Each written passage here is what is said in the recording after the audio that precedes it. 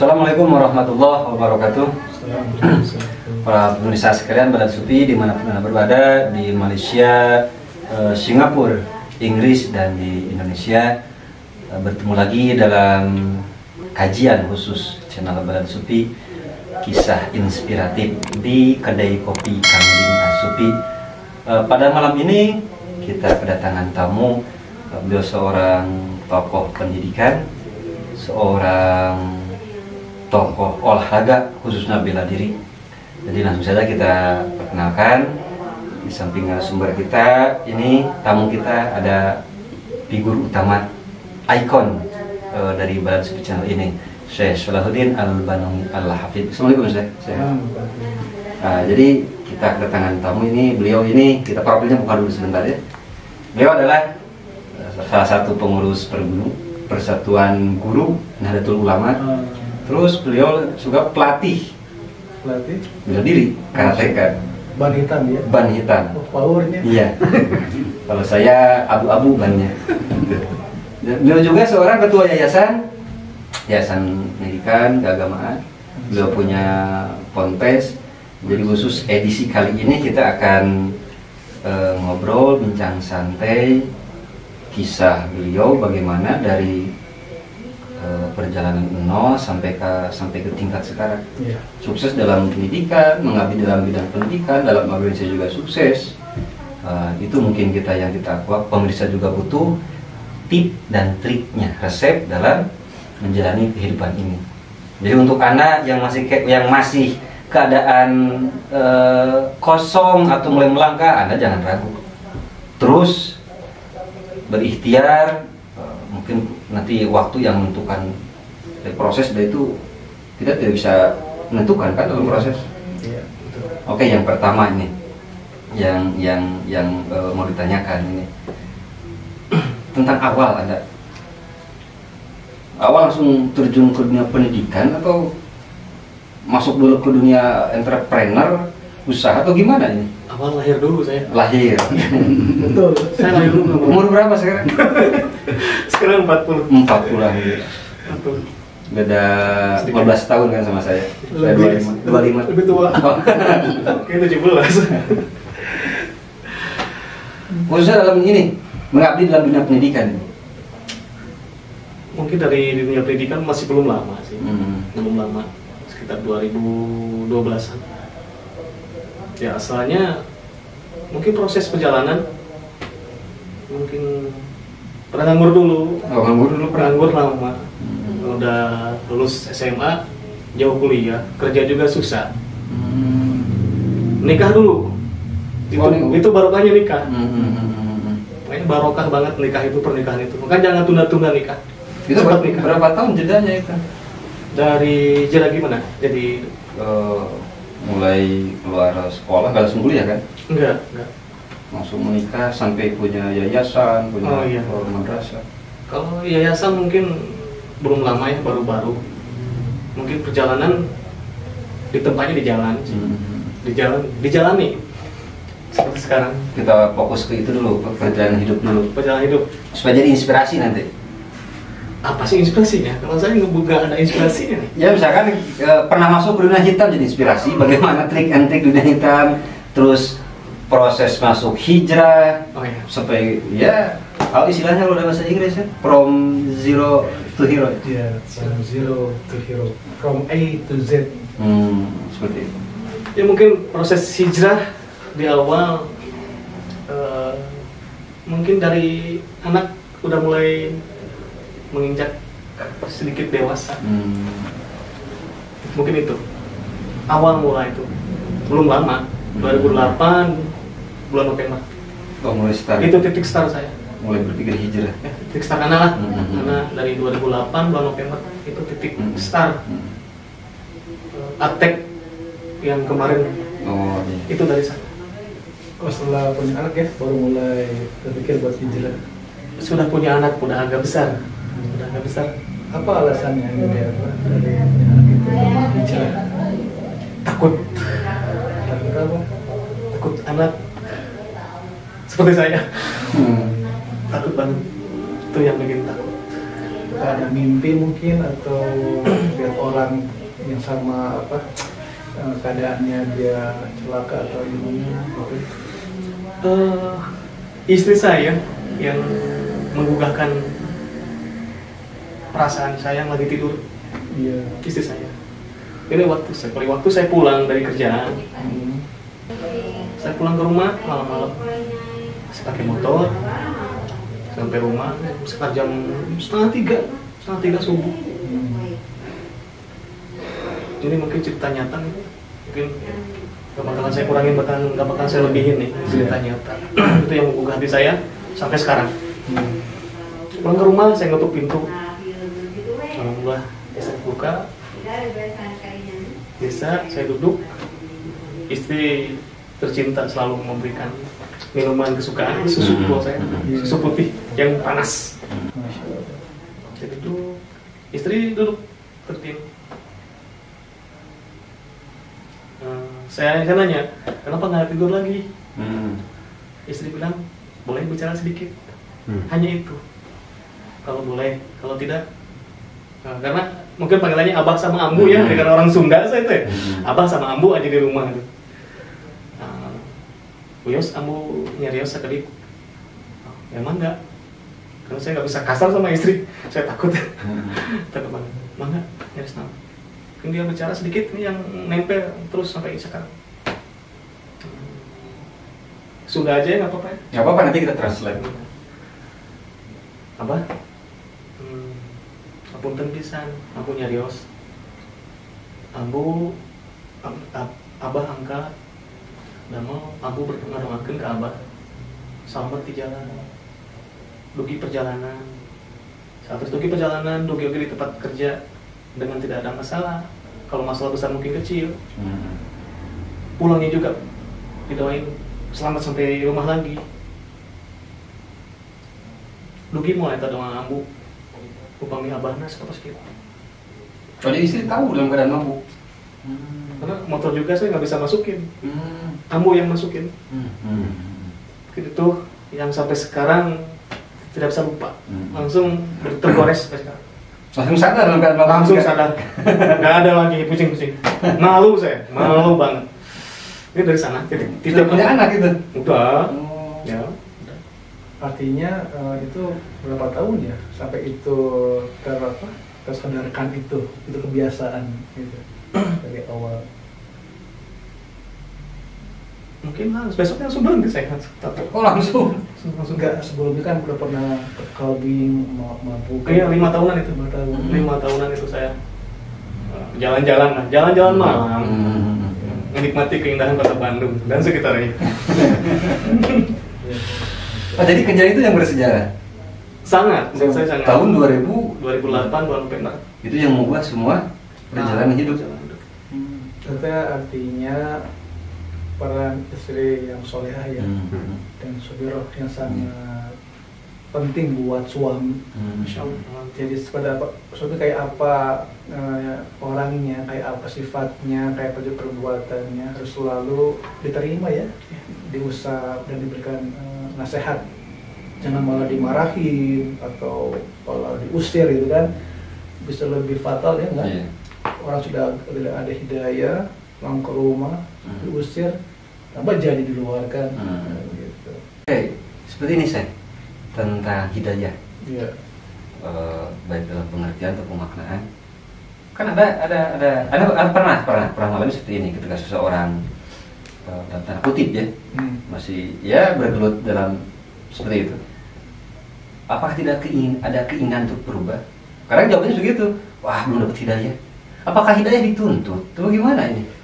Ada 2 macam hidayah yang bisa kita pahami, dari nakli, dari nash, dari ayat Al-Quran, dari hadis Nabi, dari ya ceramah atau nasihat yang baik ya, dari akli, dari akal, pikiran yang normal.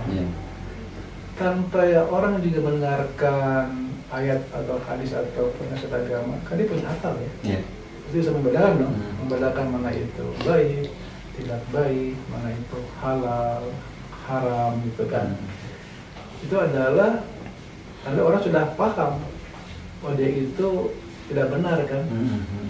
Mungkin hanya dia belum termotivasi atau masih berat untuk meninggalkan kebiasaannya gitu kan. Itu sudah jatuh kepada namanya taklif, pembebanan. Kalau dia meninggal dalam seperti itu, dia adalah hukuman. Tapi dalam prinsipnya menurut agama ini apa hidayah itu Allah memilih atau Allah dengan kemahaadilannya hidayah diturunkan ke semua. Sudah sampai ke orang kan, jadi orang memilih mau apa, mau mengambilnya atau malah tidak mengambilnya, itu saja kan. Nah, sekarang udah canggih kan, ada namanya televisi, radio, media sosial, pasti nyampe lah info tentang agama Islam, tentang syiar dakwah, seperti channel kita di antaranya. Amin. Nah, jadi itu sudah wajib ya, karena orang udah mendengar kan. Nah, orang di hutan misalnya, ada kasus orang di hutan tinggalnya, tidak pernah mendengar sekalipun tentang Islam, tidak pernah melihat apa itu Islam, dia wafat, dia aman.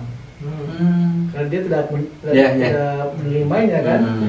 Orang sudah mendengar Islam, sudah melihat juga, sudah memahami juga, sudah ada beban tanggung jawab nantinya. Jadi tidak masuk logika kita belum dapat hidayah, nggak masuk ya? Itu sih jawaban ngeles.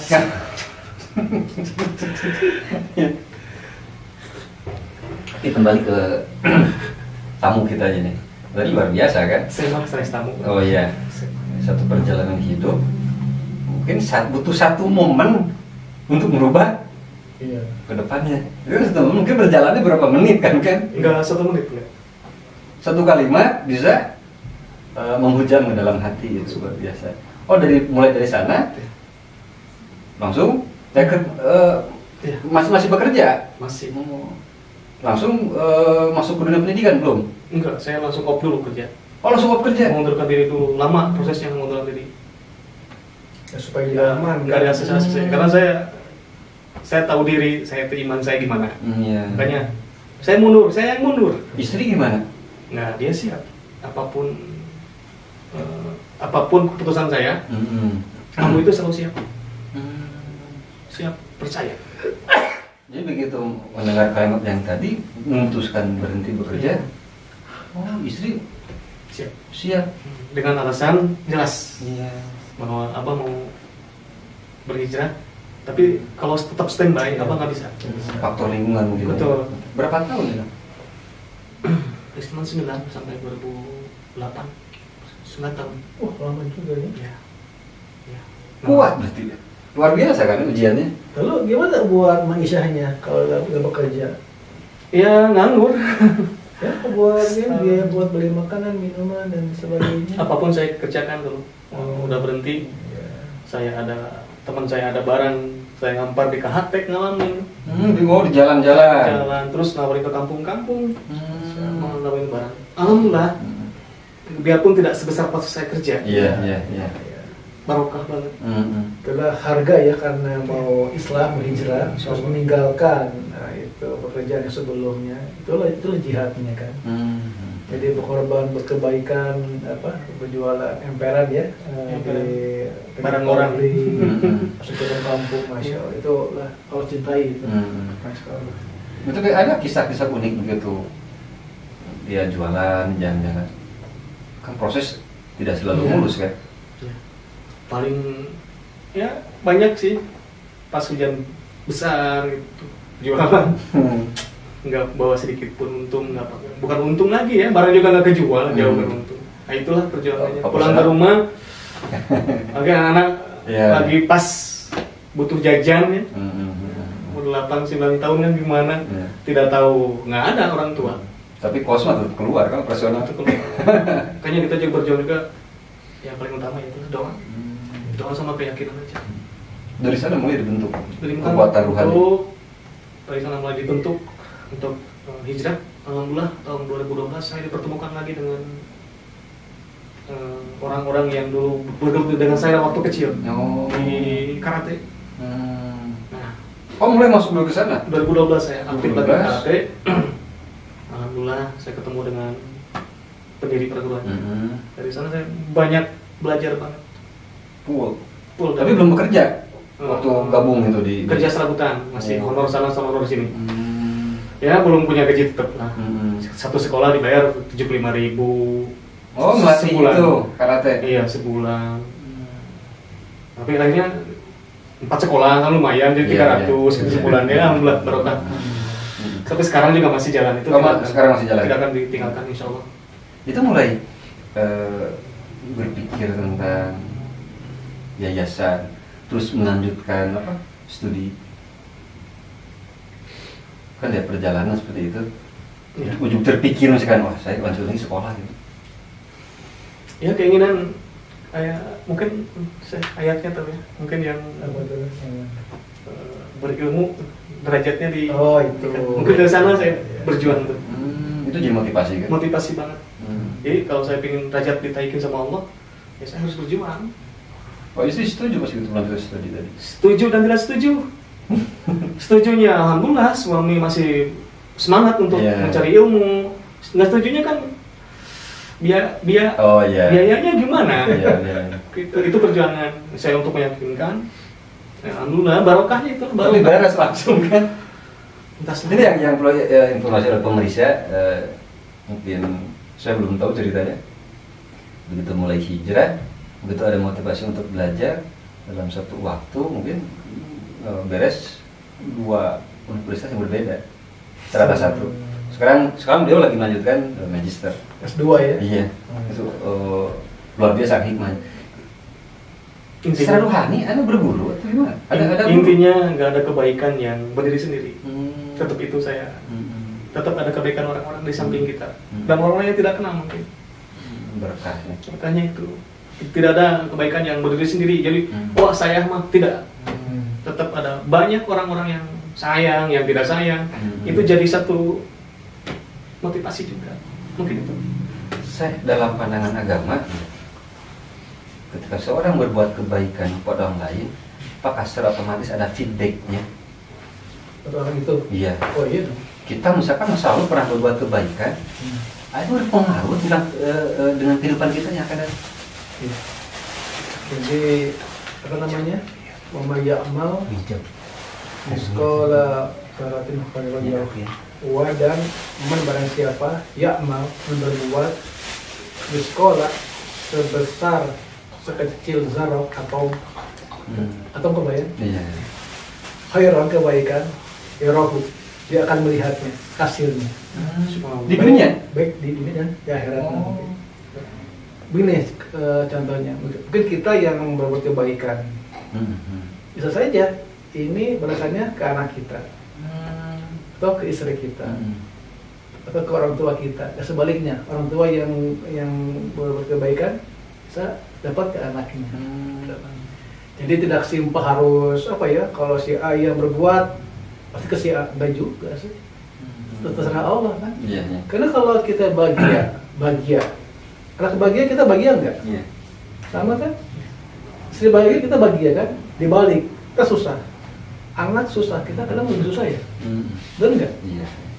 Daripada kita sendiri. Ya kan? Istri susah, kita bisa lebih susah kan dari kalau kita susah sendiri ya. Wah, jadi kalau misalnya tentang kebaikan, mindset yang dirubah. Kadang manusia berpikir seperti ini, ketika kita berbuat kebaikan kepada orang lain, kebaikan itu untuk mereka. Seolah kita yang memberikan kebaikan, efeknya. Betul juga, kan dia mendapatkan yang kita berikan kan? Iya. Dan juga kita pun dapat juga balasannya. Gitu. Jadi ya itulah ya, jadi adil kan? Yeah. Artinya mendapatkan sesuai dengan porsi masing-masing. Gitu. Jadi kayak gini harta yang kita punya, apakah yang di rumah, disimpan di bank yang kita tabung, itu punya kita bukan? Belum jaminan kan? Ya. Tiba-tiba kita wafat aja kan? Langsung jadi warisan otomatis kan? Iya. Punya kita adalah yang kita sedekahkan, yang kita zakatkan, itu abadi. Dan akan Allah dapat gandakan kan? Di akhirat itu nggak hilang. Yang kita makan, kita pakai jadi sampah, jadi kotoran. Yang kita punya di bank itu belum tentu punya kita. walaupun hasil jerih payah kita kan. Kita wafat aja kan, dan asbab yang mendadak langsung pindah tangan kan, ke istri, ke anak, jadi warisan gitu. Jadi anak pernah mendengar, tapi tidak tuntas ini kalimatnya tentang khairun nas. Itu maksudnya seperti apa ya? Ya, khairun nas anfa'uhum binas, orang yang terbaik yang paling bermanfaat dari mereka buat orang-orang.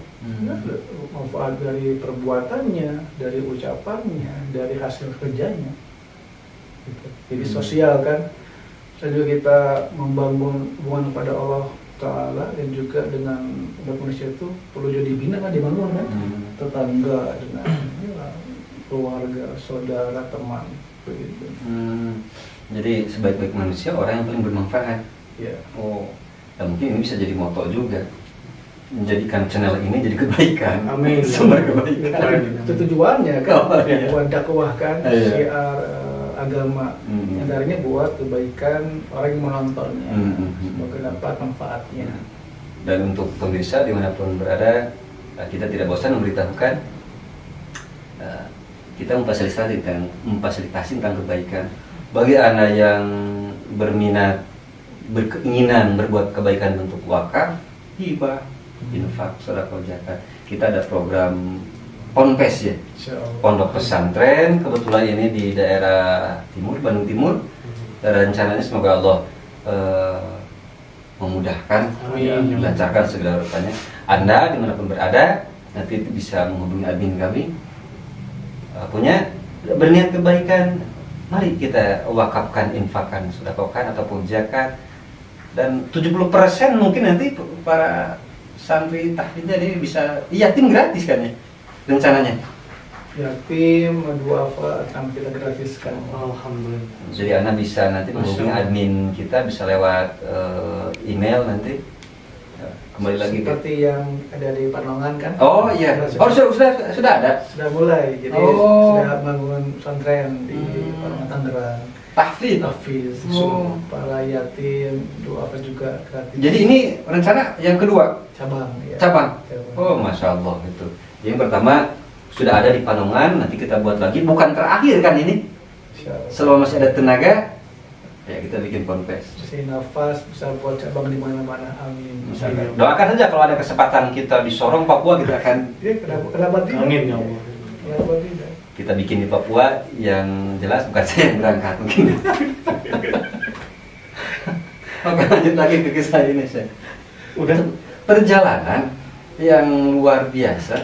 Mungkin sekarang kita bisa mengambil hikmah ya. Kita waktu dari 99 sampai 2028 melepaskan pekerjaan untuk menggapai tadi hijrah, tadi ridha Allah tadi. Ada situasi paling sulit dihadapi ketika itu proses hijrah tadi. ya sulitnya mengubah kebiasaan. Itu yang paling sulit itu mengubah kebiasaan. Awal royal kan? Iya. Ya, mungkin sama yang lain mungkin nggak bakalan inget-inget ke uang. Kan ini ada lebih, yang lain rokok 1 batang, ini sekali ngerokok kan sultan 4 batang. Mungkin kebiasaan itu yang sulit terima gitu kan. Tapi pernah titik paling sulit ketika misalkan berhijrah, ekonomi ya. 2 tahunan. Bagaimana mengatasinya titik-titik tersulit itu? Sabar. Sabar, percaya sama Allah. Sabar. Apakah pernah tidak makan 2 hari? Alhamdulillah nggak pernah. Ya. Selalu alhamdulillah cukup untuk makan. Sampai sekarang alhamdulillah Rabbil belum pernah yang namanya kelaparan. Ya kan biasanya seperti itu kejadiannya, seorang diuji dalam kesulitan, itu kan titik penentuan rohani kita.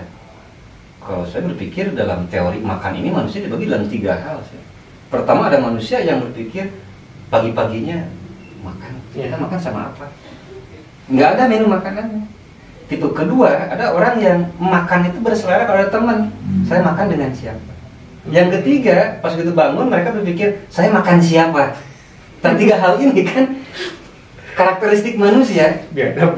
Oh iya kan? Ini kan udah hal yang ya lumrah kan gitu. Gitu. Ya mungkin ini termasuk mungkin yang mudah-mudahan tidak termasuk yang ketiga gitu kan gitu. Mungkin Ngalamin ya. Ngalamin juga. Oh iya.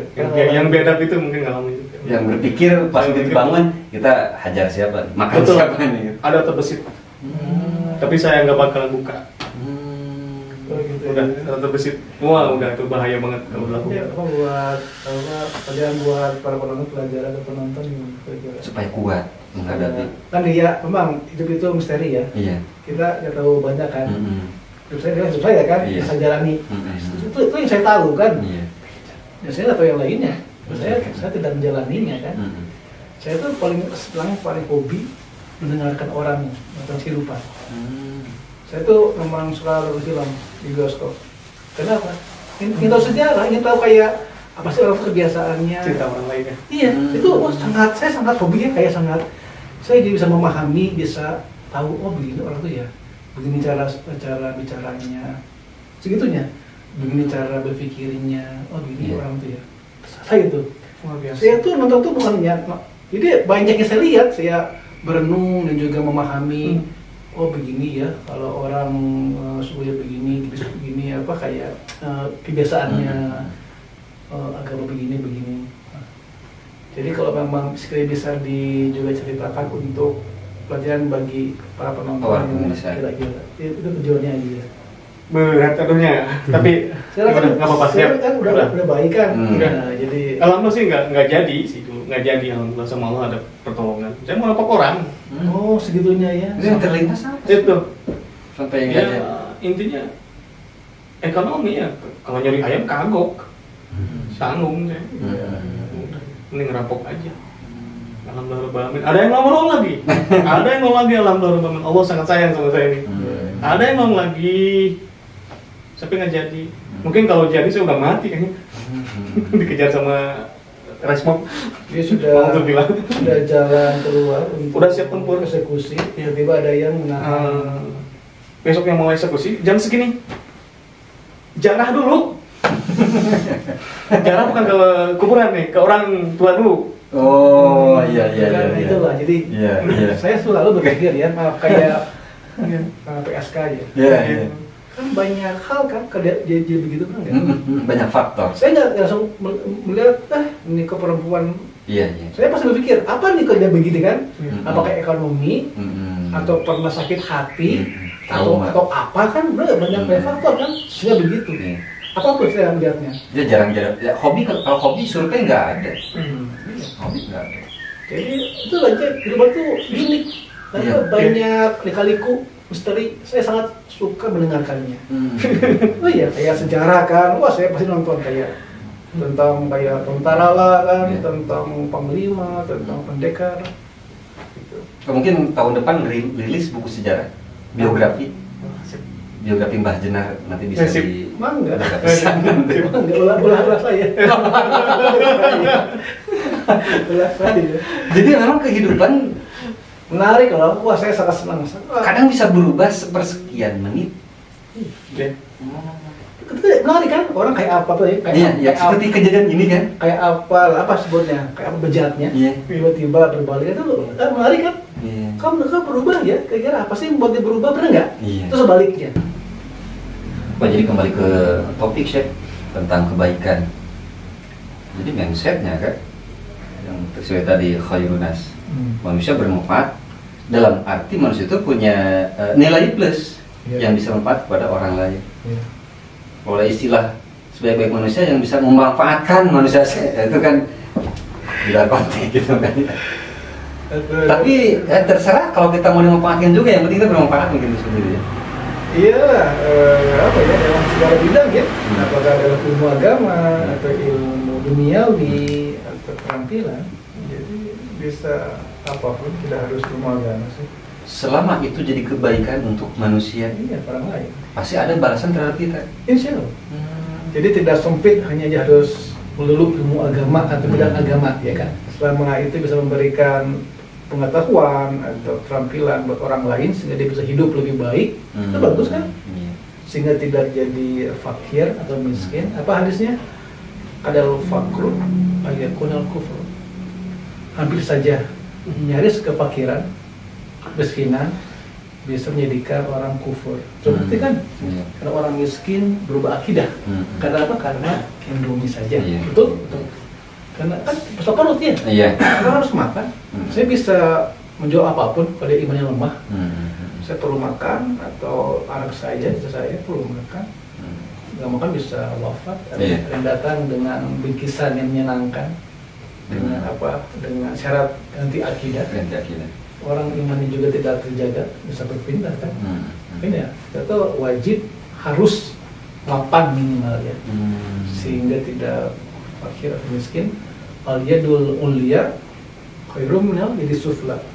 Orang yang di atas yang memberi, yang membantu, khair, lebih baik min dari yadi sufla, orang yang di bawah yang menerima. Jadi mungkin apa yang terjadi kan, kilasan tadi sejarah beliau ini, ketika tiba-tiba tadi ada goncangan, ada fenomena langsung berubah aja, mungkin bisa juga hasil beliau ya pernah berbuat kebaikan sehingga jadi doa. Oh, banyak faktor. Apakah bisa begitu? Mungkin orang tuanya yang mendoakan, atau istrinya yang mendoakan dan terbukti kan.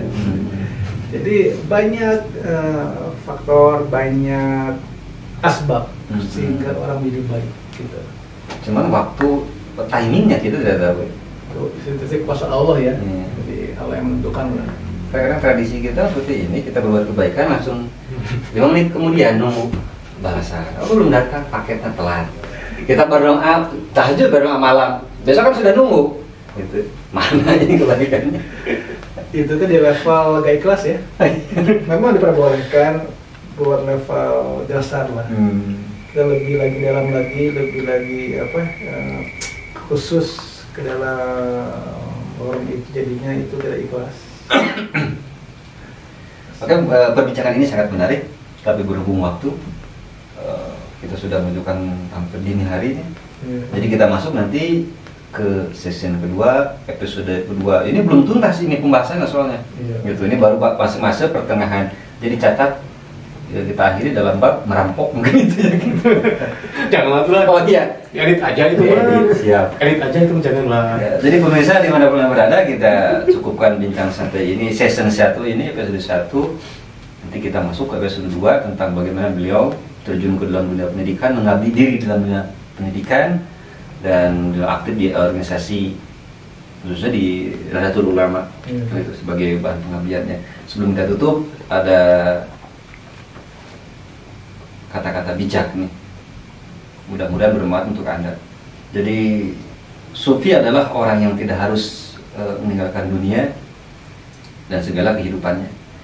Jadi sufi bisa dari seorang pengusaha, entrepreneur, bisa dari pejabat publik, bisa TNI, polisi, guru agama kan, gitu. Atau mungkin bisa masyarakat biasa juga kan, security. Anda bisa, semua bisa menjadi seorang ahli sufi atau seorang tasawuf. Jadi silakan untuk bekerja, menggeluti dunia Anda masing-masing, sukses, berjaya dunia dan akhirat, tanpa Anda meninggalkan adab, akhlak, dan ibadah yang istiqomah. Mungkin seperti itu kan. Jadi sufi bukan dalam pengertian kayak di dalam buku-buku harus A, B, C, D syaratnya. Jadi bisa semua kalangan. Selama hatinya sufi ya sufi lah, ya kan, apapun penampilannya kan. Iya. Pakai jas, agendasi, pakai belangkon, baju lurik, kaos, kulit, hanya aja penampilan. Artinya adalah sufi lah dia kan. Dia yang sangat, dia lah toleran, tidak juga main hakim sendiri, tidak berapi-api. Kalau saya mengistilahkan manor agama. Manor kan biasa suka bawa meteran. Jadi terus mengukur orang lain kan gitu. Kurang 5 cm, lebih 5 cm, nah itu manor agama. Terus mengukur orang lain gitu. Dia mau pernah mengukur diri. Tapi jiwa sufi tidak seperti itu kan. Gitu. Jadi semoga bincang ini bermanfaat, mengingatkan kembali keluarga Anda, kerabat Anda, tetangga Anda belum subrek. Satu subrek kebaikan. Supaya bisa tetap bertahan channel dakwah ini dan lebih berkembang lagi. kemarin belum disapa Singapura dan Malaysia, jadi silakan.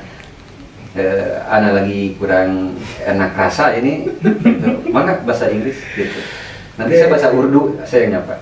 Saya bahasa Inggris. My sisters and brothers in Singapore, Malaysia, English, and other countries in the world, especially Indonesia, we are thanking you to always follow our program, to always watch our videos in YouTube. Always stay tuned and keep on watching our next videos. Inshallah, we will present you the other videos that is interesting and give inspiration, inshallah. Thank you. Thank you. Akhirul kalam. Assalamualaikum warahmatullahi wabarakatuh.